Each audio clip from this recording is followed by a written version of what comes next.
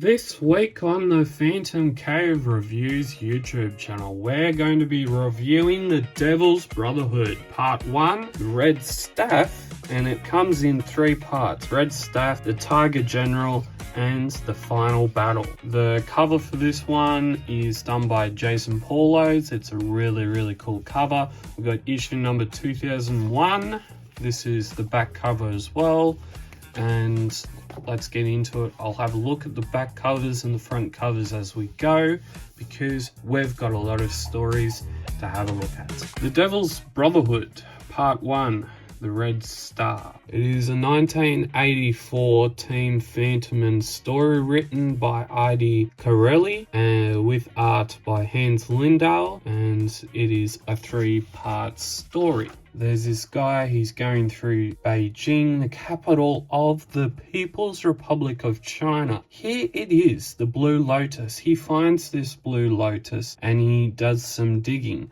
And people do not like that digging because he's tangling himself up into things that they perceive as, we gotta get rid of him. He is becoming a threat to our organization. So a letter comes to the Phantom asking for help. A telegram via the monkey mail goes to Walk Skuran says, I am from Beijing. Could it be from Chao? Chao Khan, the Chinese triad expert who helped you in your fight against the Hang Shang. Yes, but more than one bandit was involved. If it hadn't been for Chao Shang, the dreaded sacred triads would have invaded Bengali, and I also owe him my life. What does he mean? It's not from him, it's from his daughter Mai. My father asks me to send the telegram if you had not returned from his assignment. Within 12 hours, you will know what action to take. Stop Mai. I don't understand. While you do, I'm going to Beijing. And the Phantom walks the streets of the city like an ordinary man, old jungle saying, is this seat free? What a me. Aren't you going to be having something to eat? I'm not hungry yet. If you want to sleep, you can lean against me. I'm not tired. Why doesn't he take off his hat and coat? Excuse me, I just saw someone I know. Thanks for the company. Doesn't eat, doesn't sleep. He just sits there, staring straight ahead. He makes me shiver. Well, you know, we all have that effect on people, some more than others. The Red Staff categorized the unknown leader of the murders in the big secret Brotherhood.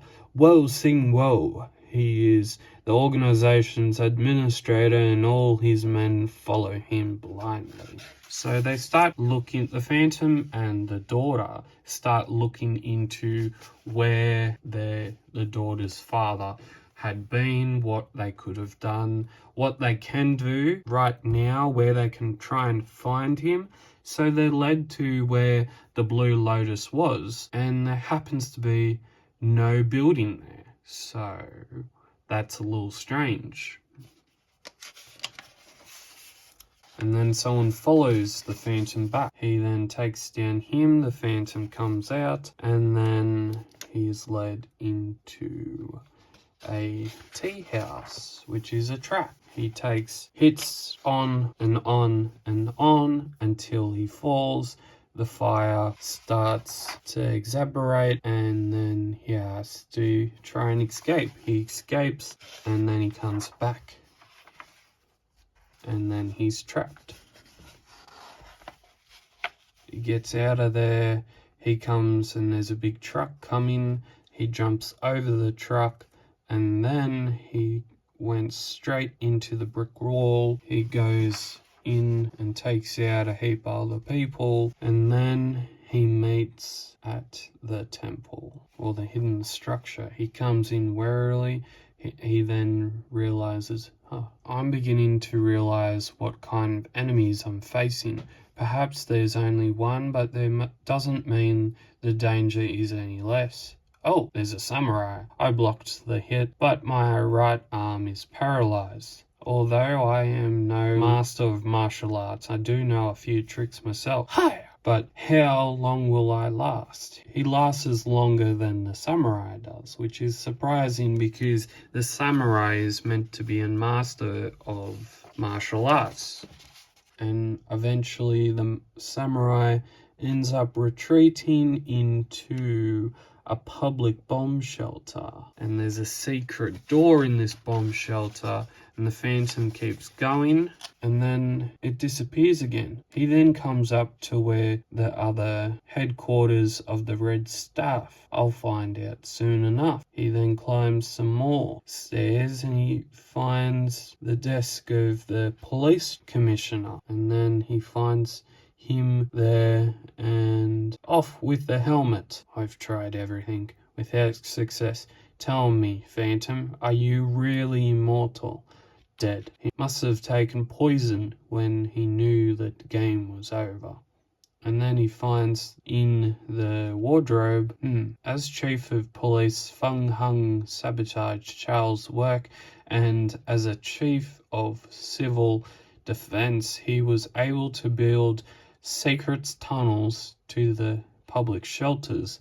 He was crazy about secret rooms, so unless Charles is already dead, Bok Bok, he is probably hidden in one of these. He eventually finds Chow and says, so you did guess, but the most important thing is the gang has now been dissolved. Dissolved? Oh no, we've only scratched the surface and there's more to come. This isn't just about Beijing, and this isn't just about an organization in the Republic of China. No, this thing's going international, and now we're hitting the Tiger General. And it's written by I.D. Corelli and art by Hans Lindau. The Devil's Brotherhood Part 2, The Tiger General. This cover art is done by Boris K. So have a look at that. It's pretty simple, but it's effective. I like the different colors he's used. It's really, really cool. A bit like Jason Paulo's covers, how he uses all these different colors in his covers. Yeah, it's really, really cool. So there's a knock at the door, and the daughter then enters that door, and then she's kidnapped for cabbage. Kidnapped for cabbage. If that's the best way to get someone out of the door, I know in certain countries cabbage is like really, it's like one of the main ingredients, but really, mate, you've got to really sell it. And cabbage, to me, that would not get me out of that door and just wanting to try and find some cabbage. Nuh-uh. That would not get me out of the door at all.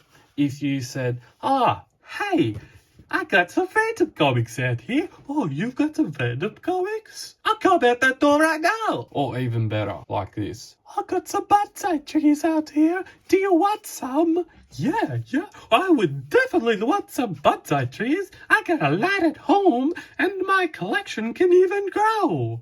I'm not being racist or anything here. I do have bonsai trees. I'll put some pictures up on the screen right now, just so that you know I'm not being culturally offensive here. But yeah, those two things would definitely get me at the door, not a cabbage. So the Phantom, he cracks into this door and he finds some people, and then he says, you're trapped. Bang, he's taken out. And then this old man appears, and I didn't think too much about it. I thought, I think there's something more with him, and we'll find out later on. So that's all I'm going to say until later on, because there's more coming. And this daughter, she's scared. She wants to know that the Phantom's coming. And then this guy, who's obviously not that great, he's evil, he's not a great person, is taking care of her, and he's saying the killing went well, but we were too late. The stranger had already got in touch with Kahom Bing. We don't know if Bing talked, but to be on the safe side, the stranger must be eliminated immediately. It'll be done most honorably. Failure means death. And well, the Phantom comes and he escapes and he survives. In a phone box, we have all is well Charon. The man from Beijing is lying at the bottom of the Raya River. Good. I'll contact you next time I need you. It was it? What? Ring? You cannot escape your fate. The Phantom is the ghost who walks, the man who cannot die.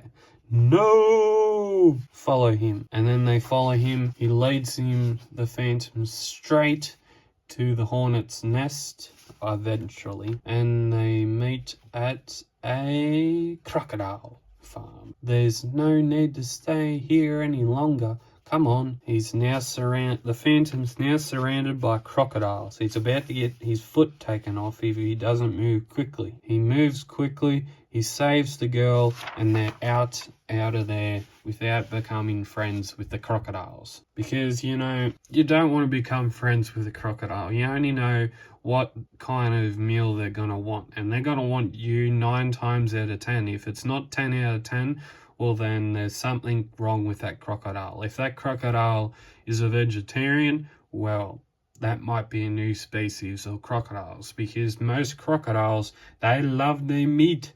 They're meaty hunters. But yeah, the Phantom's not going to be on their dinner plate today. So he makes it to the hornet's nest. He gets in there and he shoots one of these people. And the other people associated with this Tiger General are out there trying to kill the Phantom. And he unleashes the Tigers, because it's a Tiger General. The Tiger General shoots one of his own people because he failed. And if you fail, well, goodbye, Sonny Jim, goodbye. He eventually takes down the Tiger General, and look who is there. It's this old bloke that keeps coming around again and again. And we think we've answered all the people that have done wrong, but no. It has to go for part 3. And now we enter part 3, the final battle. The final battle, the winner takes all try to situation. The winner will get a bout with the Phantom. The Phantom, is he going to win? We'll find out in the final battle in number 2003. When I think of final battle, I think of Immortal Kombat, like the video game. I know a lot of people probably think about that, and yeah, those images are really cool. Idol Corelli is our writer. Art is done by Hans Lindahl. We have a final battle, so that is with 5 different tigers being different people, and no one knows who they're speaking to. Yes, it makes sense. Let's go. So what these tigers also remind me of, it's like the leopard paw gang that it is also in the Phantom comics.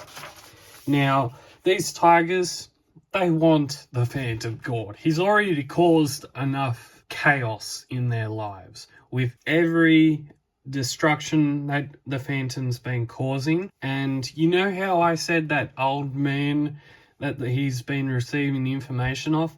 Well, yeah, he does play a fair bit of a role in the back end of this comic book.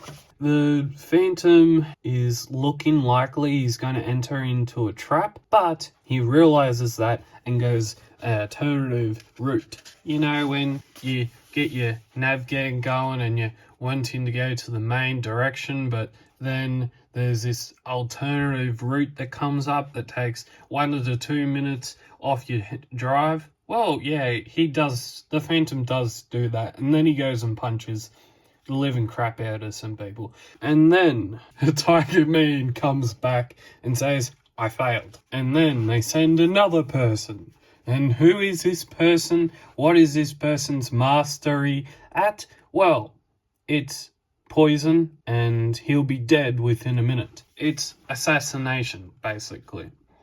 So the Phantom becomes one of those types of people where if he knows that something's up and something doesn't really feel right, he's not going to get assassinated, mate. And he ends up taking out the next person, and they go back and say, well, actually, I failed, but yeah, he's still alive. He finds out more and more information. He finds out there's this particular organization and that there's this mysterious typewriter where these 5 lion, tiger head wearing men and people receive their orders from, but they don't know who their actual leader is, and their leader is actually, I'm not going to spoil it, but the Phantom goes into one of those rooms,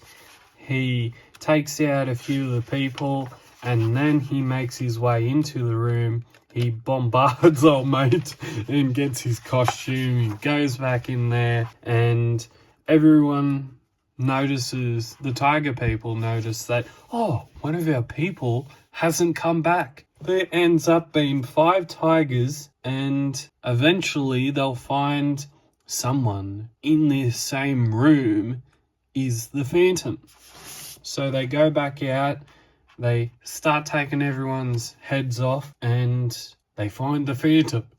And then, because they've found the Phantom, they want to unmask him. You know what that's going to end up doing. Someone still gets killed over unmasking the Phantom. I don't know why a person would want to a masked vigilante or masked costume wearing hero person. I know there's curiosity with it, but why?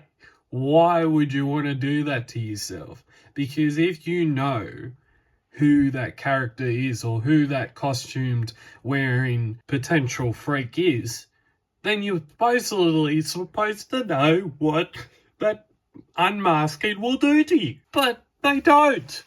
They keep putting into story after story after story after story as well, and everyone knows how that potentially person is going to end.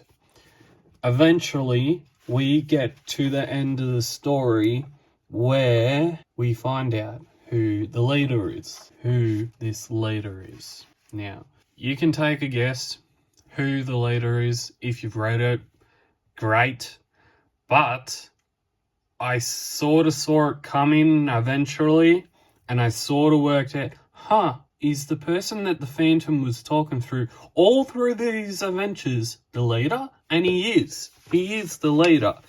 The leader is the old man that has been giving instructions and guiding the Phantom through everything through this investigation, and he leaves. But is this the end? Have a look at this. Flap, flap, flap. Don't be in such a hurry, that tire low. Slam. And also, before he gets into the helicopter, he is actually, so there's the room, and then there's another side to the room with the mirror that no one sees. But Tai Lo is in that actual room where you can't see the mirror because it's frosted. And he is actually in that other room whilst all that other stuff, that dramatic stuff, is going on. And then he has a already thought about plan to get out of there using a helicopter, and the Phantom says too late. He got away after removing the body and all traces that could lead further. Those landing lights have a strange pattern, come to think of it. It reminds me of the mask of the Sing Pirate, the mark of the Sing Pirates. In that case, the whole of Woe Sing Woe Brotherhood was just a division of my arch enemies, the Sing Pirates. It is indeed true that the fight against evil never ends. I'm going to say this. This three-part series, this has got to be the best story that I haven't read before, but I've now read now. And this is going to be one of the best stories that I have read out of 2025. Now, I've just said that. What do you think? Did you like reading this three-part Phantom story for the Devil's Brotherhood, or what did you think about it? Comment your thoughts down below about the series, and as always, keep Phantom Caving, stay safe, and we will see you next time on the Phantom Cave Reviews YouTube channel.